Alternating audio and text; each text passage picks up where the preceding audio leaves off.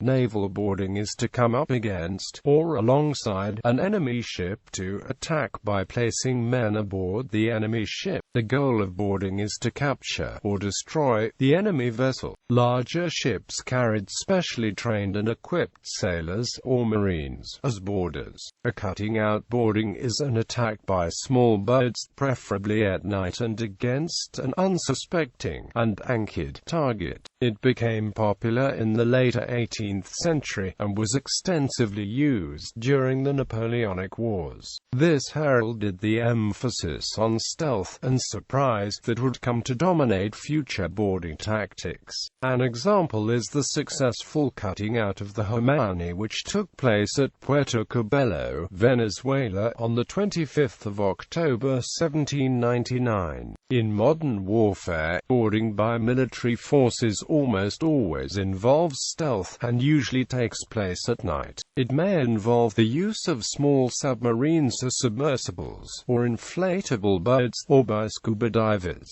All involve scaling the sides of the ship. When stealth is not as important, helicopters may be used to carry troops to the deck of the ship.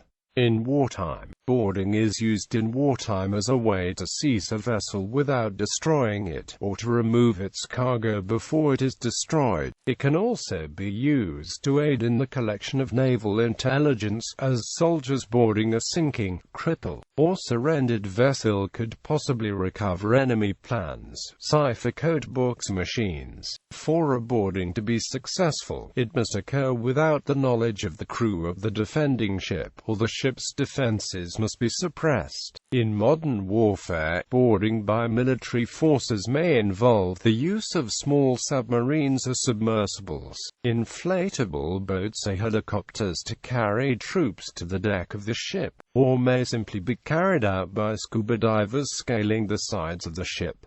In peacetime, boarding allows authorized inspectors of one nation or group, such as the Coast Guard or an international policing fleet, to examine a ship's cargo in a search for drugs, weapons, passengers which are unrecorded on the ship's manifest, or any other type of contraband that could possibly have been carried aboard. A nation's Coast Guard could also board any suspicious ships that have been overfishing in such a nation's territorial waters. History. Boarding is the oldest methods of securing an opposing ship, as the first cases were depicted when the Sea Peoples and Egyptians fought. For cultures that lack effective shipboard artillery, boarding is the main technique of ship-to-ship combat. However, in the modern era, boarding is still used, particularly when stealth is desired. In all eras, boarding requires that the ship boarded be stable enough to withstand the impact of enemy personnel leaping or climbing onto the deck and a subsequent sustained fight. The target ship must also have enough deck space for boarders to be able to stand and fight effectively. Thus, Native American war canoes and New Zealand waka were not suitable boarding targets, and wars between sides equipped with such vessels have generally not seen boarding actions, or any other decisive form of ship-to-ship combat. Instead, such vessels were often used for the rapid transportation of troops and supplies, and decisive engagements were normally fought by landing forces.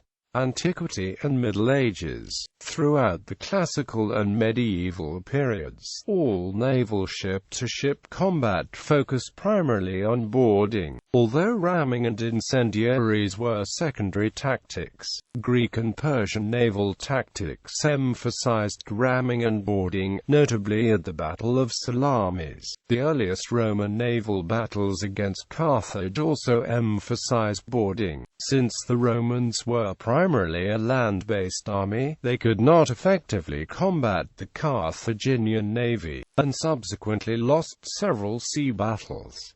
The corvus, a boarding ramp with two steel spikes, was the Roman answer to this problem. Roman sailors piloted the ship alongside a Carthaginian ship, dropped the corvus from one deck to the other, and sent the soldiers across the board, assaulting the ship. The Carthaginian navy, unprepared for this land combat on the oceans, lost several ships to this tactic. This invention secured Roman naval dominance in the Mediterranean Sea for several centuries. During the medieval period, boarding continued to be the dominant form of ship-to-ship combat. The most prominent naval power of the period, the Vikings, rarely fought other seaborne peoples on the water, but they still depended on boarding on those rare occasions, often lashing the long ships together to make a more stable platform for the upcoming battle. The maritime use of Greek fire made Byzantium less dependent on boarding than other medieval powers, but it was still used. To better resist boarding, medieval European ships began to be built with high wooden castles, fore and aft, which boarders could scale only with great difficulty, while archers or arquebusiers could sweep the enemy decks.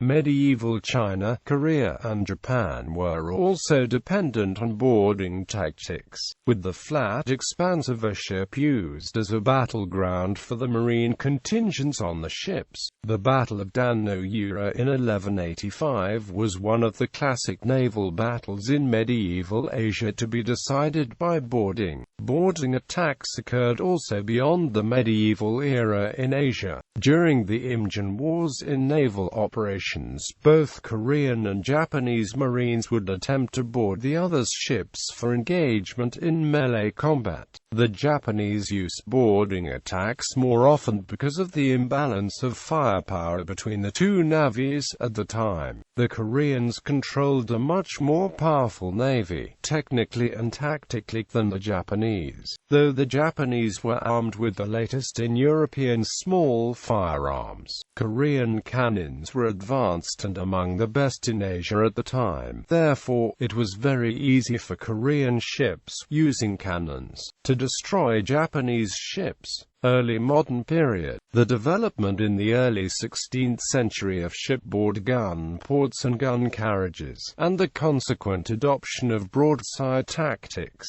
gradually ended the primacy of boarding in naval warfare. The decline in boarding occurred faster in northern and western Europe than in the Mediterranean. While England and France quickly designed ships with heavy broadsides, the Mediterranean's lighter winds encouraged the Spaniards, Italians and Ottomans to retain the road galley, which was difficult to equip with heavy broadsides because the weight and size of the artillery interfered with the oar banks. As late as 1571, the Mediterranean Battle of Lepanto, while influenced by artillery, was still principally a battle determined by boarding. The defeat of Spain's Great Armada in 1588 struck the death knell for major fleets geared toward boarding. The Spanish galleons were intended primarily for boarding combat, the contingents of boarding soldiers far outnumbering the English, and the decks provided with high castles for suppressive fire. But the Armada proved unable to close with the English vessels, partly because the Spanish castles rendered the ships more sluggish, while Drake and Hawkins stood off and bombarded the Spanish from long range, tearing up the rigging and decimating the crews with the superior firepower of the broadsides. This enabled the outnumbered English fleet to avoid being boarded and prevent a Spanish landing. While boarding would never again be the dominant tactic in Western naval warfare, it was not abandoned. Boarding was still used as the coup de grace against a crippled ship,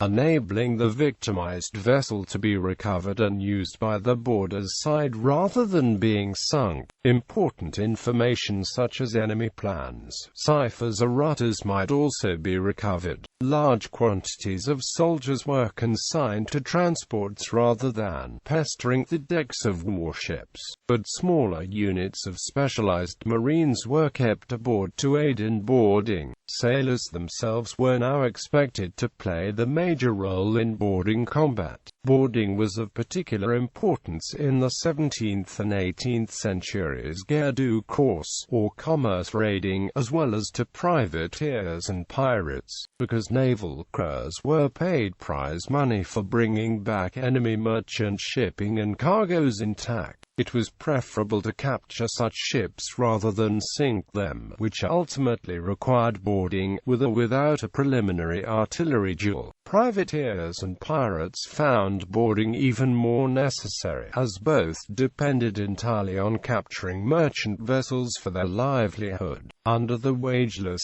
system of no purchase, no pay.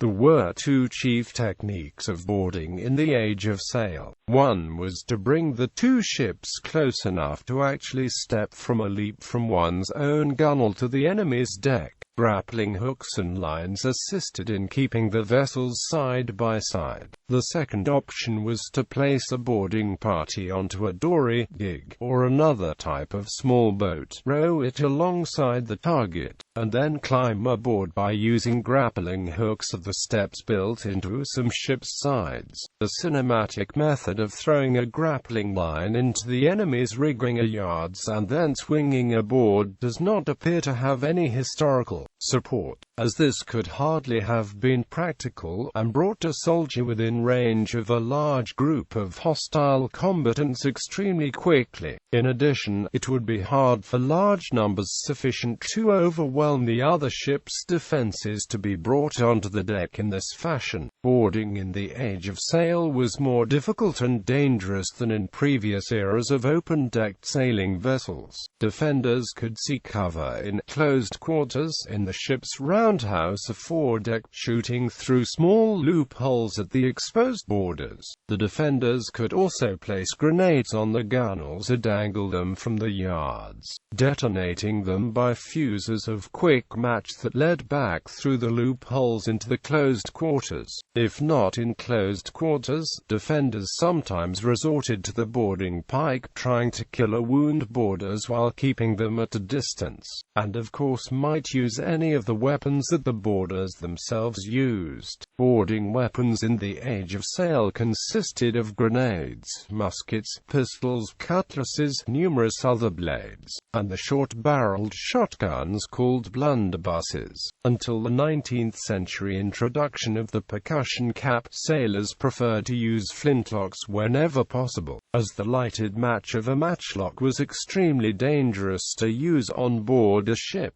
Spanish and Portuguese sailors, especially officers, were known to use the rapier throughout the 17th and even into the 18th century, but the close-quarter nature of boarding combat rendered these lengthy swords very ineffective. An important multi-purpose weapon was the boarding axe, useful for attacking the enemy, but also essential for chopping down doors and bulkheads to break into closed quarters where defenders of a ship could barricade themselves. The heavy blade could also cut grappling lines. The continued success throughout the 18th century of boarding tactics in a secondary role is best exemplified by John Paul Jones' assault against the HMS Serapis from the sinking US Bonhomme Richard in 1779, the only known case in the Age of Sail where a ship's captain captured an enemy ship while losing his own. The HMS Shannon in turn broke the United States' run of successful frigate battles during the War of 1812 by boarding and capturing the US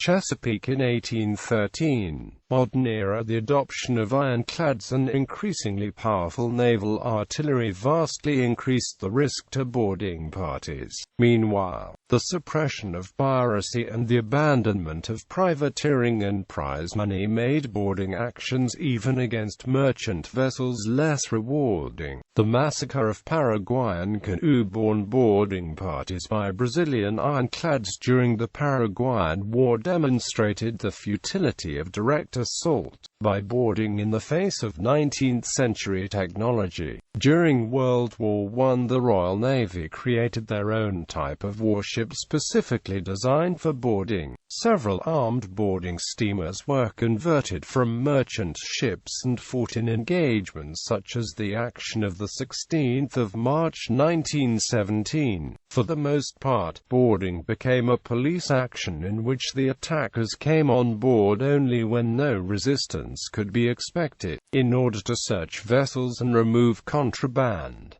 The target would be a ship that he had hoped to surrender. During wartime, the surrendering a sinking ship would be searched for any valuable information such as plans and ciphers. One prominent example would be during World War II, when British vessels crippled the German submarine U-110 in 1941, and sent a crew aboard after the U-boat commander, Captain Lieutenant Fritz Julius Lemp, gave the order to abandon ship. The British would be rewarded with a fully operational Enigma cipher machine, left behind by the German sailors. On June 4, 1944, a United States Navy task force led by Captain Daniel V. Gallery boarded and captured U-505. True boarding assaults in the 19th, 20th, and early 21st centuries became extremely rare, generally by small boats or by divers, who entered the target vessel surreptitiously and exploited total surprise to seize control before resistance could be effectively organized. Modern-day pirates in motorboats similarly depend on speed, stealth and surprise to take the targets, usually unarmed and poorly defended, without serious resistance. However, the use of boarding tactics has begun to revive in recent years, both as part of anti-piracy operations and in conflicts such as the ongoing aftermath of the Libyan civil war and the 2014 Crimean crisis.